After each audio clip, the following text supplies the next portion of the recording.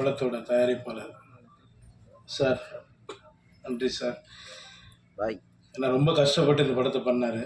என்னால் இல்லை, அவர் ஃபைனான்ஸ் ரீதியாகவும் எல்லா விதத்துலேயும் ரொம்ப கஷ்டப்பட்டு அந்த படத்தை பண்ணார்.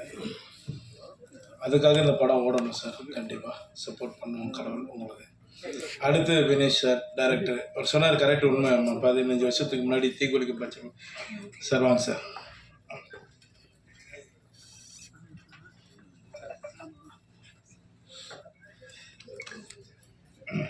பேசுகிறீங்க சார்?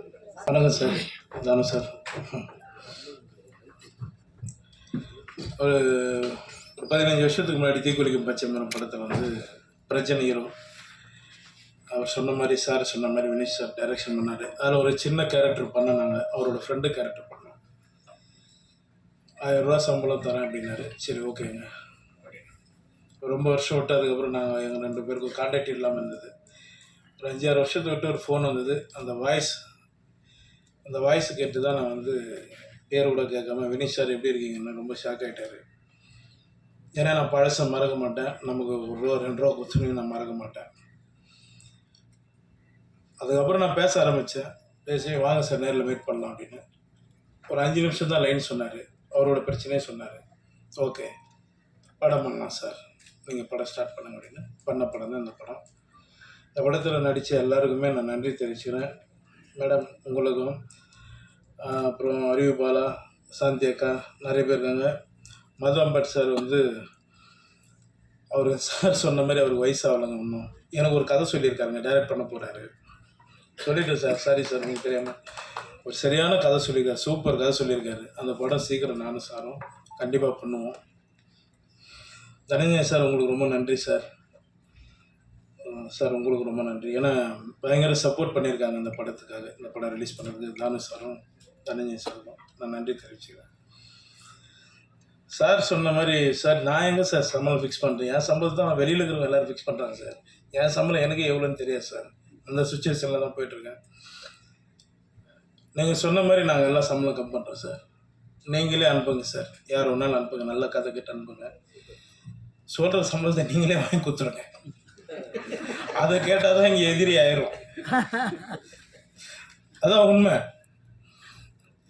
இப்போ நம்ம வந்து நேற்று முந்தின நாள் வரல, யார் வேணாலும் என்ன வேணாலும் பேசுகிறாங்க.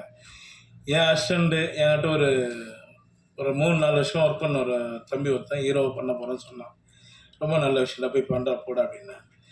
ஆனால் அதில் 2 நாள் ஒர்க் பண்ணலாம்ண்ணா, நீங்கள் எனக்கு ஒரு வாய்ப்பு கொடுத்தீங்கன்னா அது நல்லாயிருக்குண்ணா அப்படின்னா. சரி ஓகேடா, நான் எவ்வளோ பேர் போகிறோம் வாடா அப்படின்னு சொல்லி பண்ணேன். அந்த படத்துக்கு தான் நான் 7 லட்சம் கட்ட 8 லட்சம் கட்டினாங்க.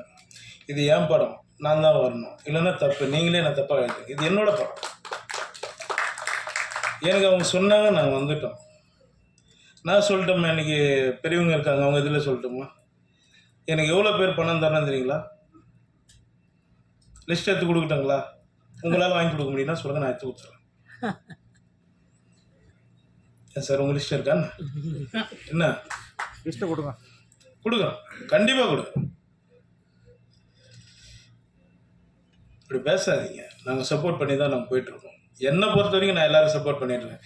இன்றைக்கி 50-60 கோடி சம்பளம் வாங்குகிற டைரக்டர் கூட எங்கேருந்து ஆரம்பித்தாங்க நீங்கள் எல்லோரும் ஒரு முறை யோசிங்க, சரிங்களா?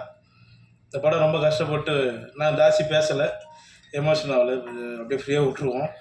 பேசட்டும், கடவுள் பார்த்துக்குவோம், அவ்வளோதான். நான் எதுவும் பேசலைங்க. இந்த படத்துக்கு சப்போர்ட் பண்ணி இந்த படத்தை எப்படியாவது நீங்கள் தான் ஜெயிக்க வைக்கணும். உங்களோட ஆதரவு எங்களுக்கு வேணும். ரொம்ப நன்றி, எல்லோரும் ரொம்ப நன்றிங்க.